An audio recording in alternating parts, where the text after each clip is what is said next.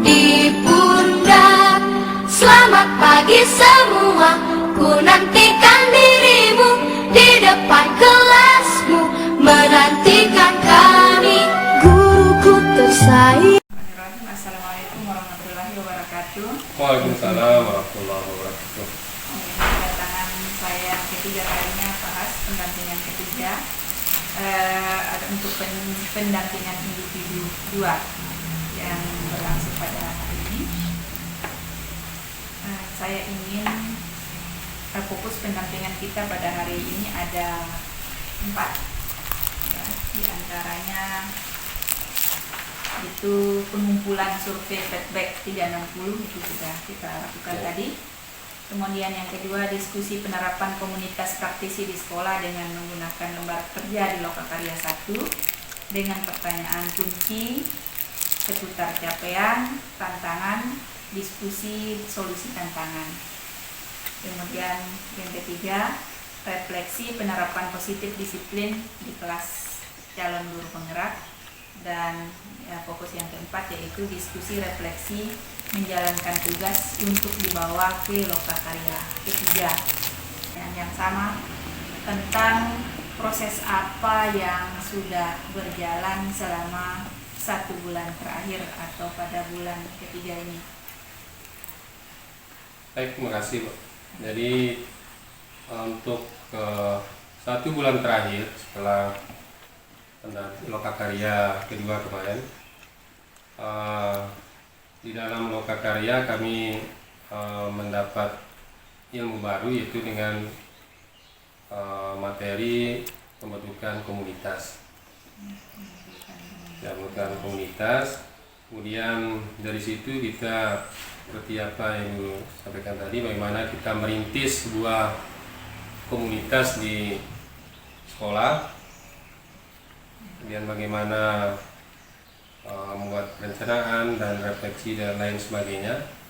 Kemudian yang berikutnya mengenai kegiatan yang saya lakukan dan kami lakukan dari TGP lainnya, yaitu mengenai budaya positif dan pembelajaran berdiferensiasi. Itu adalah muatan dari kegiatan kami dalam 1 bulan terakhir.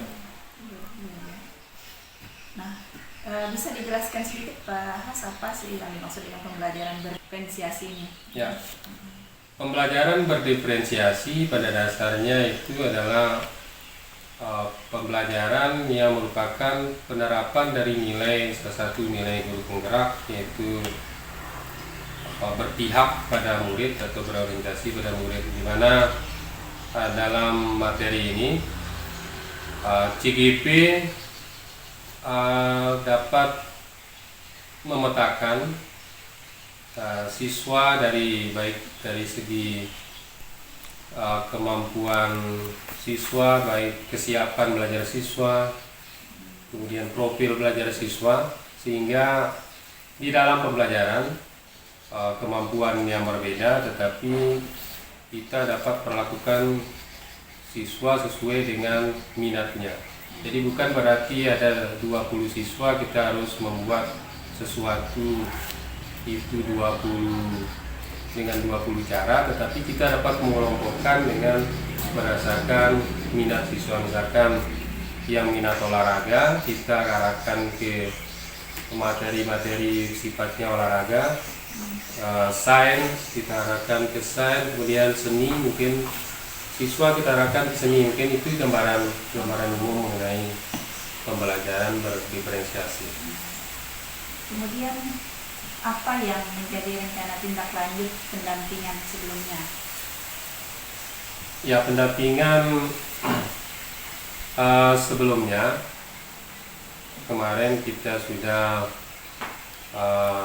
cukup banyak dengan Ibu praktik itu mengenai penerapan budaya positif. Ya, salah satunya yang saya munculkan di situ adalah bagaimana memberikan budaya positif kepada siswa, ya terutama di masa pandemi ini dengan menggunakan namanya buku aktivitas harian kemarin. Itu yang coba saya kembangkan, dan baru-baru ini saya coba kembangkan jadi sesuaikan dengan budaya lokal. Saya temukan sebuah akronim baru sebetulnya pada dasarnya sama.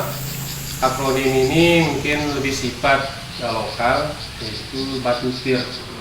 Ini saya coba buat akronimnya. Kalau batutir itu adalah akronim dari ba-nya itu baca, kemudian tu-nya itu tulis, kemudian ter-nya itu terapkan.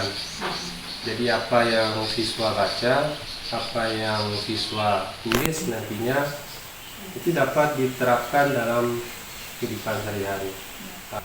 Yang pertanyaan ini mungkin yang baru, bagaimana pengalaman merintis komunitas praktisi di sekolah atau di lingkungan?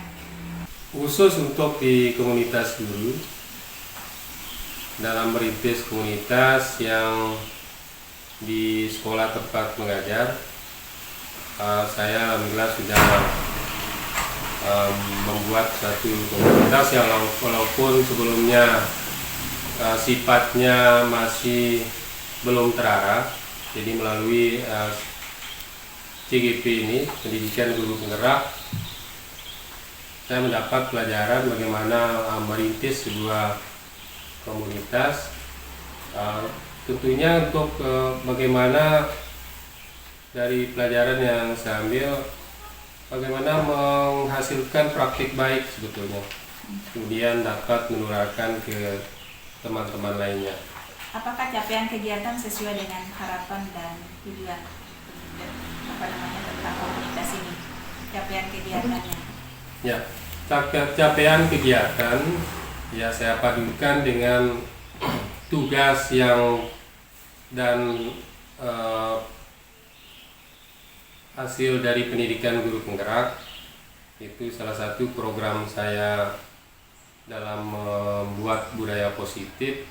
Sementara ini adalah dua, menggunakan buku dasarian siswa dan kesepakatan kelas. Ya, batutir yang saya mau kembangkan supaya lebih bersifat lokal.